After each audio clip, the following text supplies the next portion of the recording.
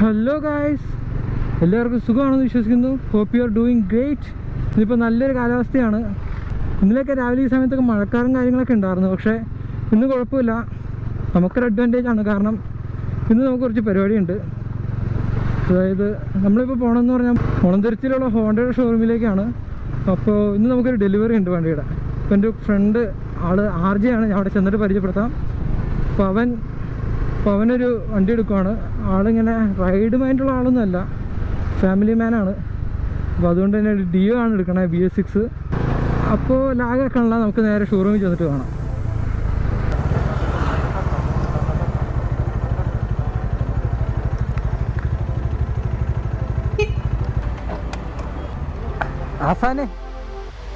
ഹസാനെ പൈസ കൊടുത്തിട്ട് വരാം. അമ്മാരെന്താ വരാത്തെ?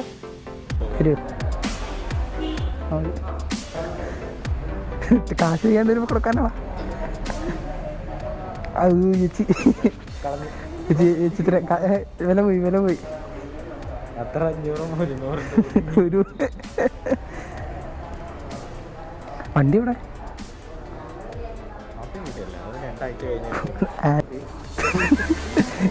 കല്യാണത്തിനല്ല,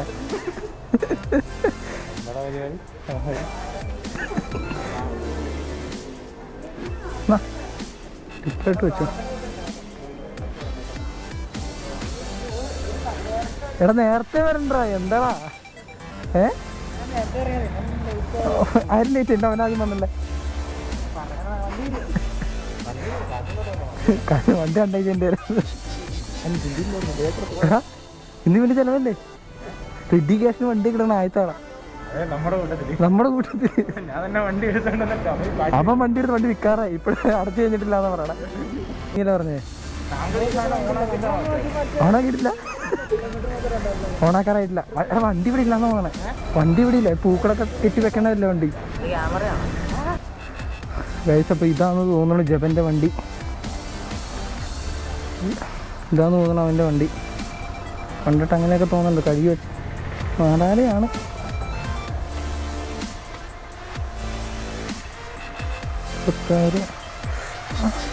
MCTV ആൾക്കാരെ പരിചയപ്പെടുത്ത പണിയൊന്നുമില്ല. കൊറോണയൊക്കെ അത് അറിഞ്ഞായിരുന്നു. ഞാൻ അങ്ങോട്ട് ചുമ്മാ തമാശ വെച്ചു. പുള്ളി ചിരിച്ചോണ്ട് സംസാരിച്ചു. അപ്പോൾ പുള്ളി പറഞ്ഞു കേസാക്കിയില്ലല്ലോ, അത് തന്നെ വലിയ കാര്യമില്ല.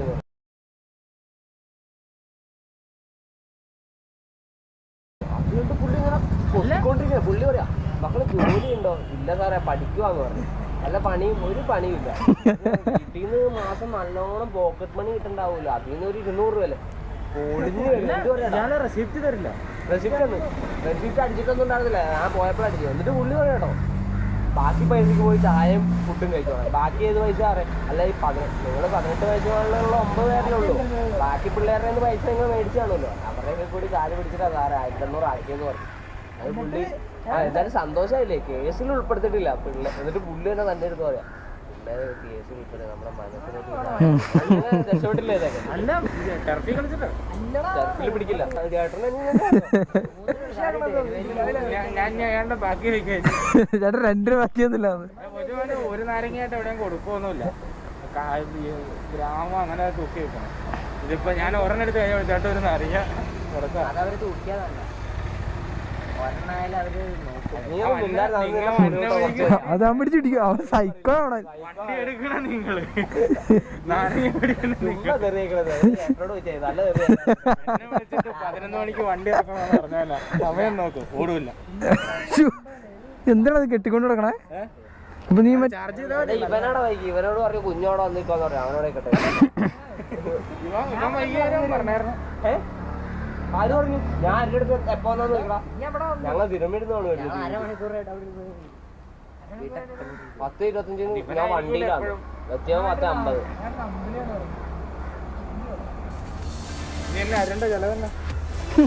അല്ലെ ബാക്കി 5 രൂപ ഉണ്ടെന്നാ പറഞ്ഞത്. ചില എപ്പോഴാണ് ശ്രീ നിനക്കുള്ള ഹെൽമെറ്റ് ഉണ്ട്? അവനെന്തിനാ ഹെൽമെറ്റ്? എടാ പാടാ നാരങ്ങ വന്നില്ലേലും കുഴപ്പമില്ല, നാരങ്ങ കൊടുത്താൽ മതി. ഇതാണ് നമ്മുടെ സൈക്കിൾ റൈഡർ, ഹെവി റൈഡർ.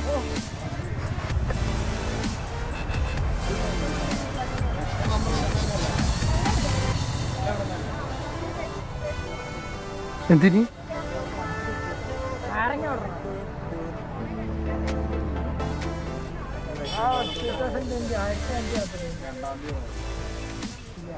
ടിയാറല്ലേ?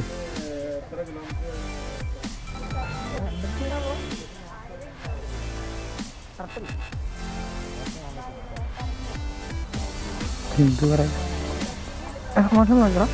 എനിക്കൊക്കെ പിന്നെ പറഞ്ഞാൽ വീഡിയോ കിട്ടിയില്ലെങ്കിൽ കിട്ടില്ല. സെൽഫ് എടുത്ത് സ്റ്റാർട്ട് ചെയ്ത് പോവാം. സീറ്റ് തുറക്കണമെങ്കിൽ സെക്കൻഡ് ഇഗ്നിഷനിൽ ഇട്ടിട്ട് താഴെ പ്രസ് ചെയ്യുക. ഫസ്റ്റ് എയ്ഡ് ഉണ്ട്, ടൂൾ കിറ്റ് ഉണ്ട് കേട്ടോ.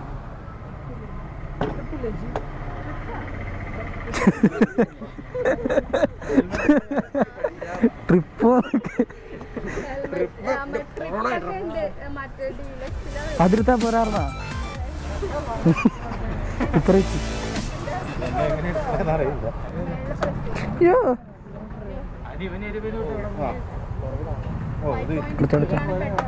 കപ്പാസിറ്റി തന്നെ കളയില്ലേ?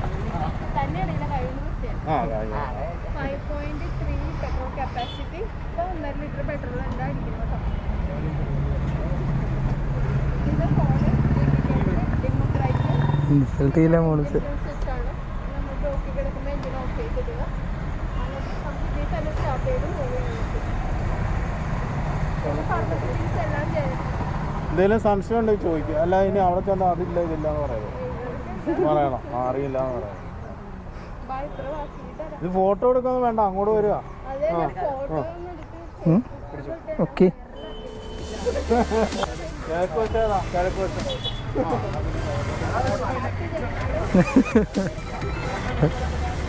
നന്നായി വരും.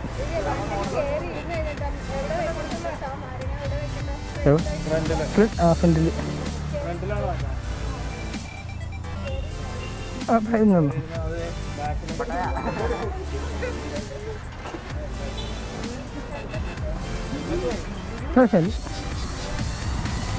സ്റ്റിക്കർ കുറച്ചാളാട്ടോ.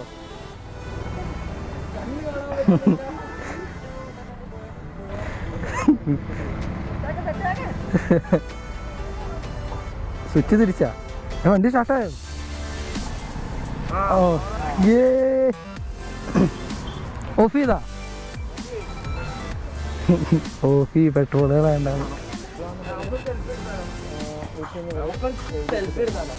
എന്താ ടെമ്പററി ആ ഫോമൊക്കെ എന്ത് തന്നാ അത് അതിനകത്തല്ലേ? ആ പിന്നെ കുഴപ്പമൊന്നുമില്ല.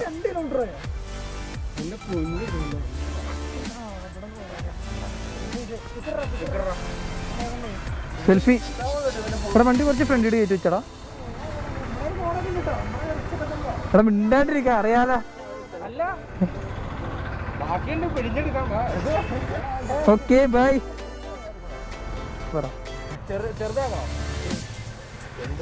എന്റെ പൊന്നു പോലെ ഫോട്ടോ എടുത്ത ചൂടെടുക്കണ്.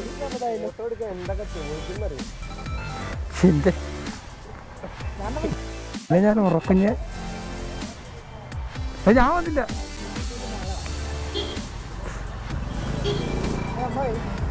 ദൈവത്തിനറിയാം. കുഞ്ഞു നീ അവിടെ നിന്നിട്ട് ഞങ്ങളുടെ ഫോട്ടോ ഒന്ന് എടുത്തേ.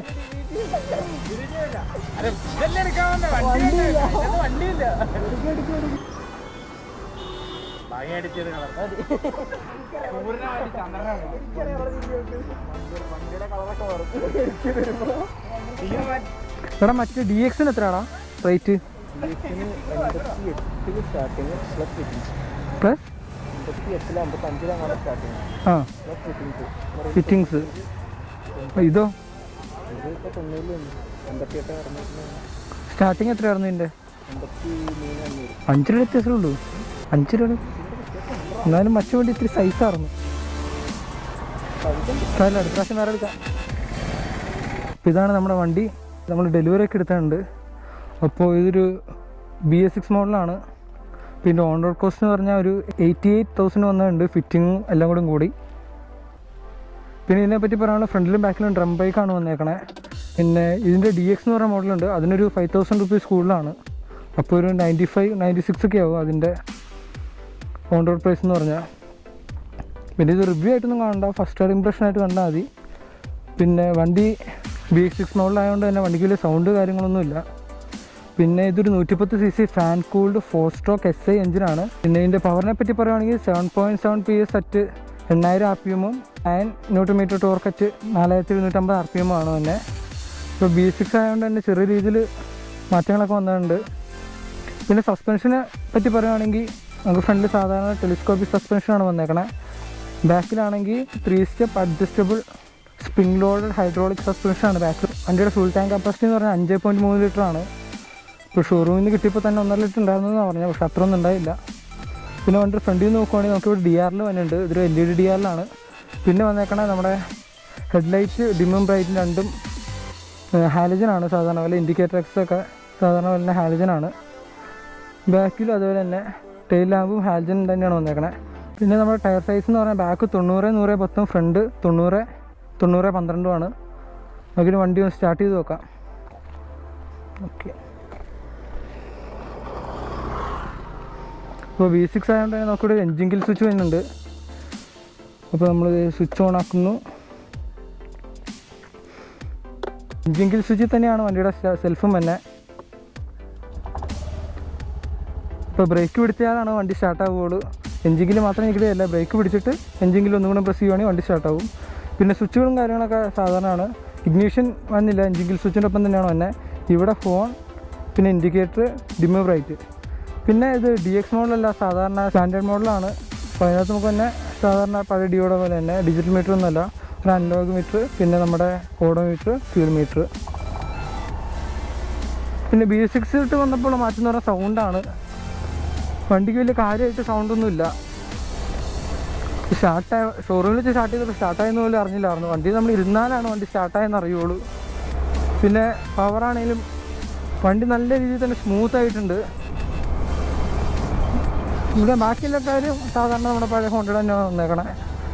മിറേഴ്സ് ആണെങ്കിലും കാര്യങ്ങളാണെങ്കിലും. വണ്ടിയുടെ ഡീറ്റെയിൽ റിവ്യൂ നമ്മൾ പിന്നീട് ചെയ്യണതാണ്.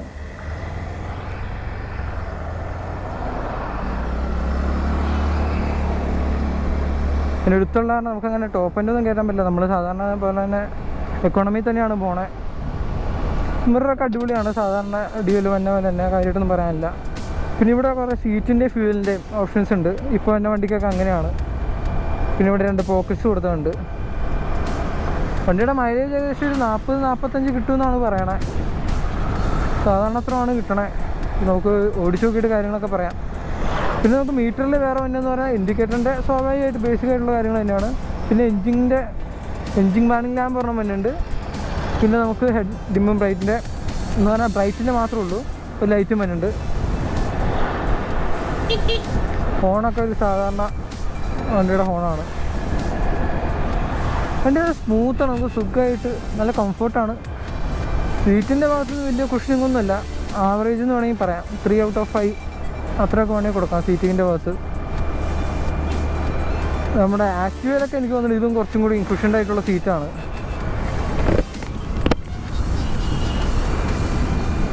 പിന്നെ വണ്ടിയുടെ വെയിറ്റ് എന്ന് പറഞ്ഞാൽ 110 കിലോ ആണ്. അത് കാരണം തന്നെ നമുക്ക്, അത് എല്ലാ സ്കൂട്ടറും അങ്ങനെയാണ്, വെയിറ്റ് കുറവാണ്. പക്ഷേ നല്ല സുഖമായിട്ട് ഓടിക്കാൻ പറ്റും. വണ്ടി ഇത്ര സ്മൂത്തും പിന്നെ വെയിറ്റും കുറവാകുമ്പോഴത്തേക്കും നല്ല രസമാണ് വണ്ടി ഓടിക്കാൻ. പിന്നെ വണ്ടിയുടെ 9 ന്യൂട്ടൺ 4500 RPM-ലാണ് തന്നെ. RPM മീറ്ററൊന്നും ഇതിനകത്ത് കൊടുത്തിട്ടുണ്ട്, എന്നാലും ഏകദേശം സ്റ്റാർട്ടിങ്ങിൽ തന്നെ നമുക്ക് കിട്ടുന്നുണ്ട്. വണ്ടിയുടെ സർവീസൊക്കെ ഒന്ന് കഴിഞ്ഞാൽ നമുക്ക് വണ്ടിയുടെ പവറൊക്കെ ഒന്ന് എടുത്ത് കാണിക്കാമായിരുന്നു. സോ വെയിറ്റ് ചെയ്യുക, ആ വീഡിയോ എന്തായാലും വരുന്നതാണ്. നമ്മൾ പമ്പിയിട്ടാണ് പോകണേ. ഞാൻ പറഞ്ഞില്ലേ, ഷോറൂമിൽ നിന്ന് കിട്ടിയപ്പോൾ 1.5 ലിറ്റർ ഉണ്ടെന്ന് അവർ പറഞ്ഞെങ്കിലും അത്ര ഒന്നും ഉണ്ടായില്ല. ഈടെയും താഴെയാണ് നമ്മുടെ മീറ്റർ കിടക്കണേ. അപ്പോൾ ഒന്ന് പോയി അടിച്ചേക്കാമെന്ന് വിചാരിച്ചു. ഈ വീഡിയോ എന്തായാലും അവൻ കാണും. 50 കൂടുതൽ കയറിയാൽ അവൻ എന്നെ കൊല്ലും. അല്ലെങ്കിൽ നമ്മൾ പുതിയ വണ്ടിയൊന്നും അത്രയൊന്നും കയറ്റാൻ പാടില്ല. നമ്മുടെ സ്വന്തം വണ്ടി പോലെ തന്നെയാണിതും. അപ്പോൾ ഇത്രയൊക്കെയുള്ള വീഡിയോ. വണ്ടിയെപ്പറ്റി എന്തെങ്കിലും ഡൗട്ടോ കാര്യങ്ങളൊക്കെ ഉണ്ടെങ്കിൽ കമൻറ്റ് ബോക്സിൽ ചോദിക്കുക. അപ്പോൾ വീഡിയോ ഇഷ്ടപ്പെട്ടാൽ ലൈക്ക് ചെയ്യുക, ഇഷ്ടമായെങ്കിൽ ഡിസ്ലൈക്ക് ചെയ്യുക. ഡിസ്ലൈക്ക് ചെയ്യുകയാണെങ്കിൽ ഡിസ്ലൈക്ക് ചെയ്യാനുള്ള കാരണം ഒന്ന് കമൻറ്റ് ചെയ്യുക, എന്നാലാണ് നമുക്ക് വീഡിയോ ഒന്ന് ഇമ്പ്രൂവ് ചെയ്യാൻ പറ്റുള്ളൂ. അപ്പോൾ അടുത്തൊരു വീഡിയോയിലൂടെ കാണുന്നവരെ ബൈ ബൈ, ടേക്ക് കെയർ.